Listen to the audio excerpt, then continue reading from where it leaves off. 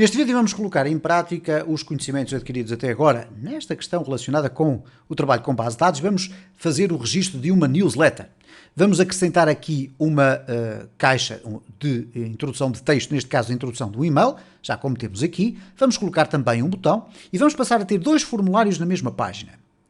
Vou ainda mostrar-vos como é que nós podemos encontrar aqui uma estratégia para enviarmos uma submissão do formulário para o mesmo fecheiro. Isto é, nós temos neste momento aqui o nosso formulário a fazer o envio para contactos, ok? Isto é aqui dentro do próprio fecheiro contactos.php que a submissão dos dados é tratada, mas se eu agora acrescentar aqui um outro formulário, vou colocar aqui form, vamos selecionar aqui o post, ok? Temos então aqui o nosso formulário. No action, vamos colocar exatamente isto que aqui está.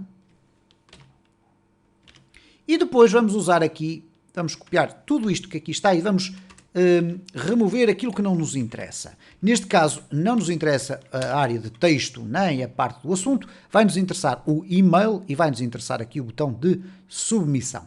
Neste caso aqui não vamos ter o enviar, mas vamos ter sim o registar ou receber newsletter. Ok? E se eu agora for refrescar aqui a minha página, vamos aqui fazê-lo desta forma, vamos aqui colocar contactos, ok? Vocês vão ver que estão as coisas aqui um pouco coladas. O que é que nós podemos fazer? Bom, podemos ir aqui ao nosso CSS e acrescentar aqui no fundo do fecheiro um separador, ok? Então vamos colocar aqui uma classe chamada separador. Vocês podem dar-lhe o nome que quiserem. E vamos colocar aqui margin top 50 pixels.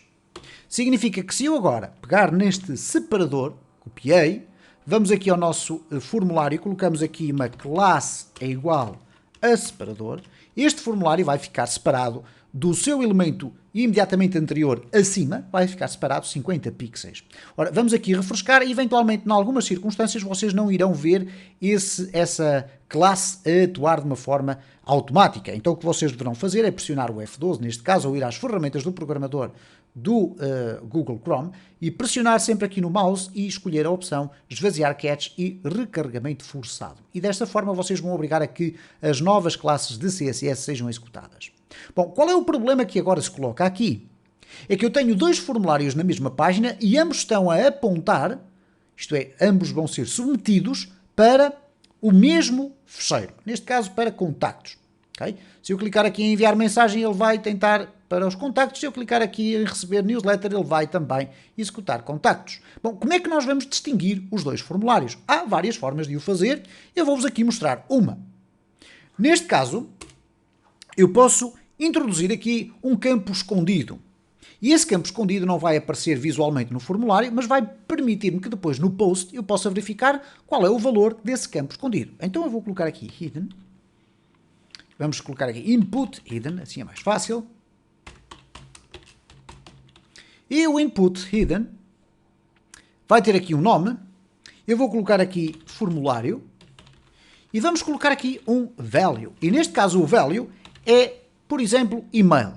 Ele vai permitir identificar que este formulário tem um input que se chama formulário e que o seu valor é e-mail. Ora, no caso do formulário de baixo, nós vamos também inserir este valor, mas vamos dizer que neste caso é a newsletter. O campo vai ficar com o mesmo nome, mas o valor vai ser diferente. Então, desta forma, eu posso fazer o seguinte. Reparem, eu vou abrir aqui um espaço e vou fazer novamente esta questão que aqui está. Vou perguntar se houve um post. E vou simplesmente fechar aqui este bloco de código. Ok, vamos fazer assim. E vamos colocar aqui um die, para que as instruções parem ali. Então reparem o que é que vai acontecer se eu agora fizer aqui um echo post. Vamos colocar assim desta forma. E vamos colocar aqui o formulário. Então, como vai ser apresentado quando eu submeter um ou outro formulário, é o nome desse formulário. O nome, entre aspas, porque é basicamente um campo escondido que eu inseri que contém valores diferentes. Então, vamos aqui refrescar. E se eu clicar agora aqui em enviar mensagem, Ok, obviamente eu vou ter que preencher aqui os dados, tudo certo, não há qualquer problema. Vamos clicar aqui em enviar mensagem e reparem que o formulário submetido foi o de e-mail. Se eu agora preencher aqui o de baixo e clicar em receber newsletter, o que foi submetido foi o de newsletter. Ora, o que é que esta técnica nos vai permitir fazer? Sabendo agora que nós podemos perceber deste lado qual é o formulário que está a ser submetido, através desta chave formulário dentro do array da Super Global Post, o que nós vamos fazer é o seguinte. Primeiro perguntamos, ok, houve algum post? Houve, sim senhor. Então vamos perguntar qual foi o formulário que foi submetido. Então, if post formulário é igual a e-mail, e aqui obviamente eu usei as aspas compostas, mas vocês podem usar aspas simples, não tem qualquer problema, é exatamente o mesmo efeito. O que eu vou fazer é pegar neste texto todo que aqui está, nestas instruções todas que aqui estão, e vou arrastá-las ali para o interior. E posso fazê-lo selecionando tudo isto e agarrando e arrastando ali para o interior. Okay? Vamos ter depois alguns problemas de formatação, mas isso é fácil de resolver, está aqui e, portanto, significa que agora tenho dentro deste bloco de código todas as instruções que vão permitir tratar o envio do formulário de e-mail. Ora, por conseguinte, se eu agora colocar aqui if post de formulário, okay, já está aqui um erro de typo, okay? E portanto temos aqui, se o post de formulário for igual a newsletter, então o que nós vamos ter aqui é o tratamento da newsletter. Ok? Eu não vou estar a perder agora muito tempo com a questão das validações, eu vou partir do pressuposto que vocês vão implementar essas validações como foi feito com o formulário do e-mail, mas que nós vamos ter já aqui então o nosso campo e-mail disponível. Então eu vou colocar aqui simplesmente o seguinte, vamos colocar aqui e-mail é igual a post de e-mail. E nós poderemos inclusive fazer aqui um echo email, só para ver se ele chegou ao sítio certo, e vamos fazer aqui um die, para parar a execução. Então vamos aqui regressar ao nosso formulário, eu tenho aqui teste, vou colocar abc123@teste.pt, e se eu clicar em receber newsletter, ele diz, bom, não existe aqui uma coisa chamada e-mail na linha 42, então temos aqui um problema, ele diz, este e-mail não existe dentro do formulário. Bom, vamos verificar aqui o que é que acontece. Nós temos aqui text email e não email. Então vamos colocar aqui o text email. Este é o nome correto do input. Vamos aqui regressar novamente. Temos aqui o ABC. Clicar aqui, temos aqui o nosso email. Então falta-nos injetar este nosso email na nossa base de dados. Para isso, o que é que vamos fazer? Bom, vamos aqui carregar a nossa biblioteca para guardarmos dados na base de dados, e nós temos aqui de um exercício de um vídeo anterior, este include gestor. Ora, se eu pegar no include gestor e o colocar aqui, estou a dizer que a partir do momento em que houver a submissão do formulário cujo nome ou o valor do campo hidden seja newsletter, ele vai guardar o e-mail a partir do post do text email. Torna-se mais simples trabalhar com esta variável do que trabalhar com este campo todo. Depois vai incluir aqui o gestor.php para termos acesso à nossa classe para gerir a base de dados. De seguida, o que nós vamos fazer, obviamente, é criar um objeto a partir daquela classe que nós temos, a classe gestor. Então, neste caso agora, eu tenho a possibilidade de enviar uma instrução para a base de dados para guardar o meu endereço de e-mail. Eu vou-vos mostrar um erro muito comum de principiante, e que é este. Gestor, executar execute non-query, e o execute non-query basicamente é o quê? É uma instrução que está dentro da nossa classe, e vamos aqui abri-la, que é esta instrução que aqui está. Ela basicamente serve para executar todas as queries na base de dados que não sirvam para ler nada. Elas servem apenas para inserir, atualizar ou eliminar registros.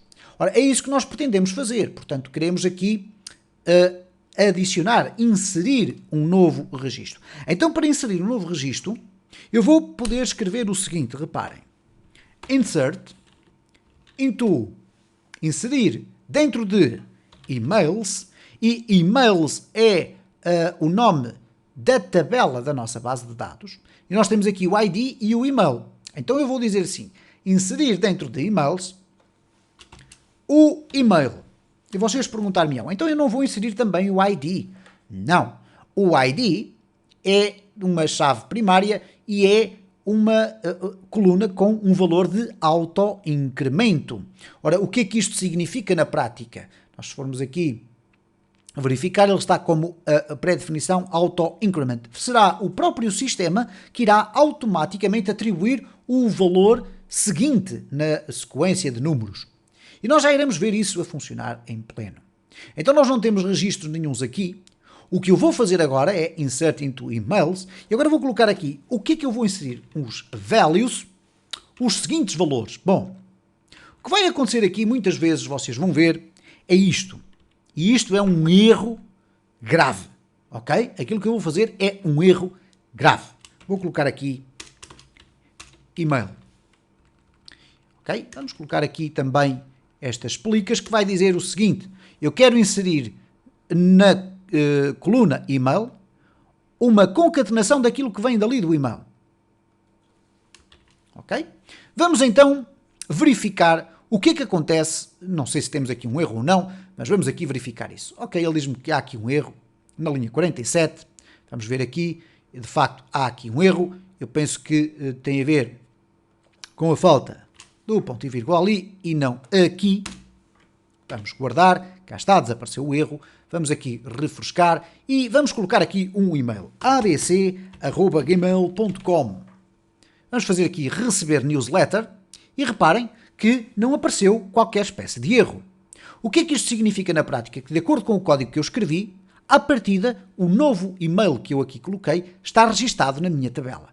Então vocês vão chegar aqui ao ADSKL e vão verificar que, bom, mas eu não estou a ver aqui nada. Então temos que clicar aqui no refresh e vocês vão verificar aqui que temos aqui o abc@gmail.com. Perguntar-me-ão nesta altura, mas porquê que apareceu ali o algarismo 3? Bom, porque nós já fizemos alguns testes, nomeadamente no início deste vídeo vocês viram que nós tínhamos, provavelmente não viram, eu tinha apagado já 2 e-mails que estavam aqui, e estes 2 e-mails que estavam aqui já tinham o 1 e o 2. Ora, eu apaguei-os e o sistema não faz um reset ao sistema de auto-incremento. Ele vai continuando a fazer o auto-incremento. Mas isso não é um grande problema. Se a vossa tabela começar pelo 10, pelo 1000 ou pelos 100.000, não tem muito problema. Porquê? Porque este ID é um valor do tipo inteiro e, por conseguinte, ele está preparado para suportar uma sequência de números muito grande. Bom, a seguir, nós poderíamos continuar a adicionar e-mails. Por exemplo, meu e-mail, @hotmail.com, ok? joão@gmail.com, e nós iríamos estar aqui a acrescentar e-mails. Reparem, eles vão estando todos por aqui abaixo. Bom, qual é o grande problema para o qual eu vos quero alertar no fecho deste vídeo? É que nós devemos evitar ao máximo, e eu quero, quando digo evitar ao máximo, é evitar sempre, este tipo de criação de query de SQL. Porque nesta query de SQL nós temos aquilo que se chama uma concatenação de uma string, isto é, estamos a criar o texto colando pedaços de texto no meio. Ora, isto causa um problema de segurança que está relacionado com um termo técnico chamado SQL Injection. E o que é que isto significa?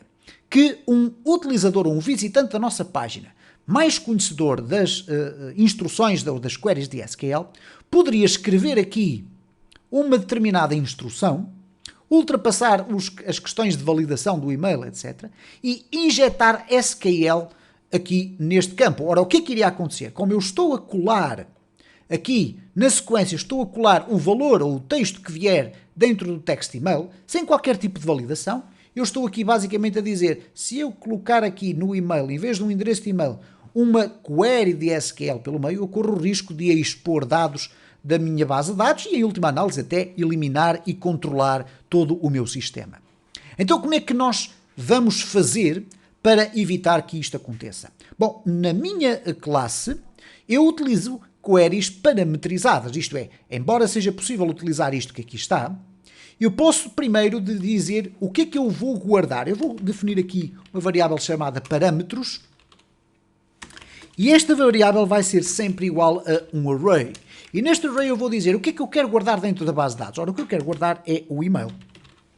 Este e-mail que eu aqui passei. E, portanto, ela vai estar guardada aqui dentro. Como é que eu agora vou escrever a minha query? Bom, de uma forma diferente.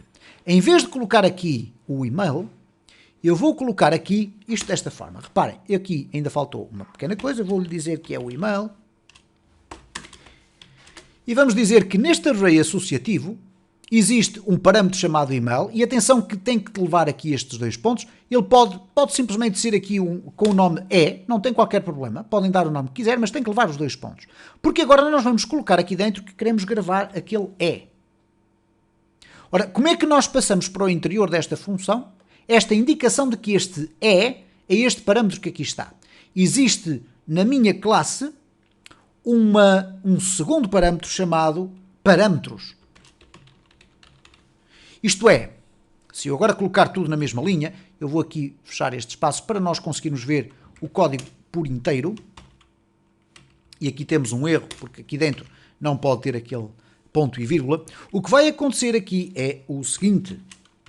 A minha classe, eu vou aqui tirar esta parte de baixo, temos aqui uma instrução só. A minha classe vai ser incluída no sistema, vai ser criado um objeto a partir da classe, vão ser definidos os dados que eu quero guardar na minha base de dados, e nós iremos ter a oportunidade nos próximos vídeos de fazer um sistema de login, vocês vão ver que adicionamos aqui mais informação, e depois quando eu peço para executar, eu coloco aqui o inserir em emails, na coluna email, os valores, e este parâmetro que aqui está é aquele que ali está. E depois eu digo, olha, atenção que este valor é para ser substituído por um valor que vem de uns parâmetros. Quais são os parâmetros? É este segundo elemento que eu aqui coloquei, que eu poderia chamar simplesmente de P, ok? Não tinha qualquer problema. Eu até tradicionalmente chamo params. Costumo colocar a expressão params e depois coloco aqui params e funciona a mesma. O que vai acontecer é que quando esta função da minha classe perceber que existe não só a string para a inserção de valor, como também os parâmetros, ele vai tratar de fazer uma validação, no sentido de evitar que qualquer texto que seja inserido aqui seja tratado como uma instrução de SQL. Então, por esta via, a possibilidade do nosso sistema estar permissivo a SQL injection fica muito mais diminuída, praticamente anulada, e por conseguinte eu aconselho que vocês façam sempre este tipo de técnica para guardar os dados numa base de dados.